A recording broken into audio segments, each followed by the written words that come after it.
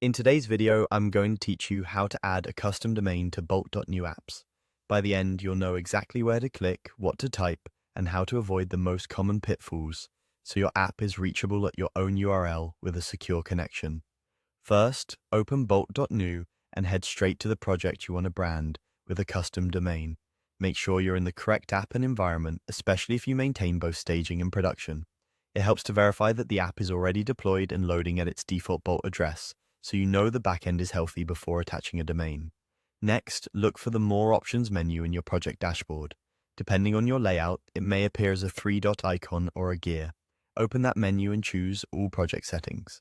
This is where Bolt centralizes configuration for your app, and it's the quickest way to find hosting controls without digging through multiple screens. Inside Settings, select Domains and Hosting.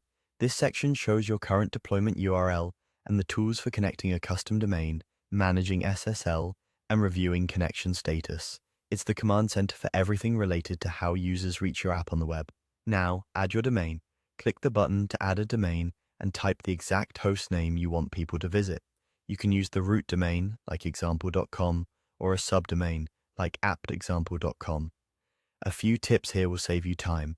Don't include HTTP or HTTPs, and don't add slashes or paths. If you plan to use, do consider whether you also want the root domain to work. Many teams add both and set a preferred redirect.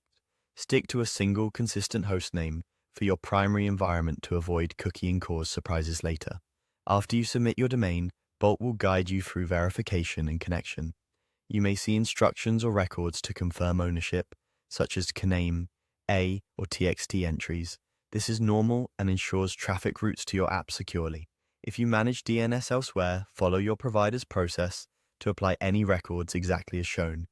DNS propagation can take a bit of time, often minutes, but occasionally longer, so don't worry if the status doesn't flip immediately.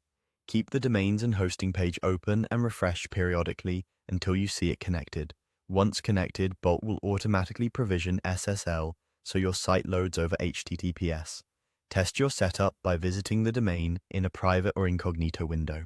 If it doesn't resolve, double-check the domain spelling and that you added the correct host name for this environment. You can always revisit domains and hosting to adjust or remove entries if needed. That's all you need to map a custom domain to your Bolt.new app.